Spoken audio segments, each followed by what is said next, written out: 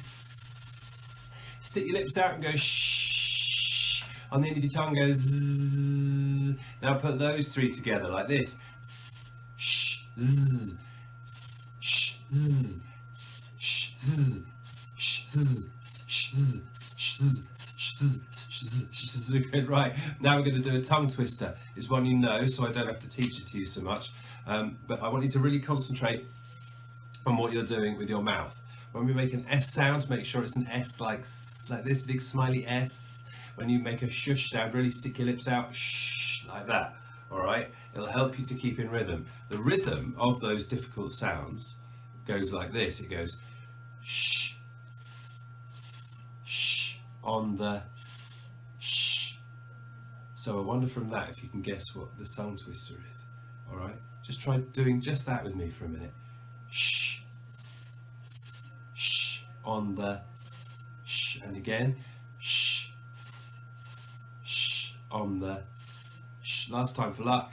Shh, s, s, shh, on the s, shh.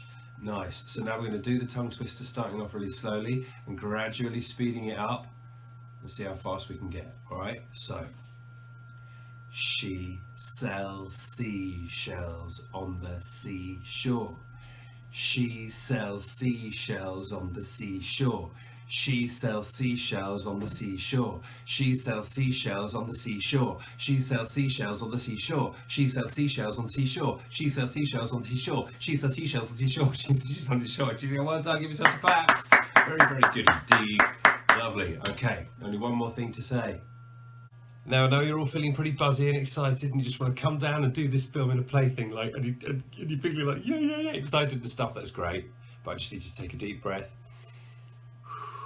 Right, try and focus that energy.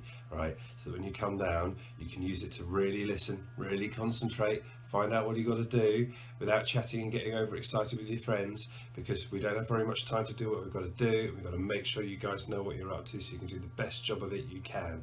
Then we'll run the whole thing through and make it really good. All right, so come on guys, I'll see you very soon. Let's make a movie.